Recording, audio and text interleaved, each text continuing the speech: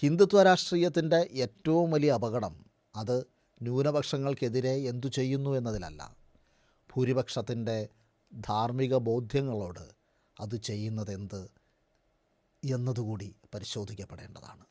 ഒരു രാജ്യം അവിടുത്തെ സാംസ്കാരിക ഭൂരിപക്ഷത്തിൻ്റെ സ്വത്താണെന്നും മറ്റുള്ളവർ അവരുടെ കീഴിൽ കഴിയേണ്ടവരാണെന്നുമുള്ള പ്രത്യയശാസ്ത്രം രാഷ്ട്രത്തിൻ്റെ ധാർമ്മിക സീമകളെ ചെറുതാക്കുന്നു. ഭരണഘടനാപരമായ പൗരത്വത്തേക്കാൾ പ്രധാനം സാംസ്കാരികമായ പൗരത്വമാണെന്ന് വരുന്നു.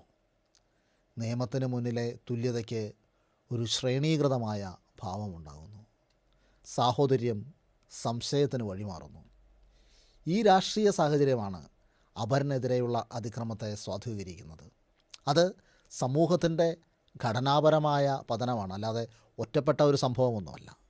തുല്യതയിലെ ഈ ശ്രേണീകരണത്തിന് ചിലർ തുല്യരും മറ്റു ചിലർ ഈ തുല്യതയിൽ പരിഗണിക്കപ്പെടേണ്ടവരല്ലാത്തവരുമാണ് എന്ന ബോധ്യത്തിന് സനാതന സാംസ്കാരിക പാരമ്പര്യത്തിൻ്റെ പിന്തുണയുണ്ട്.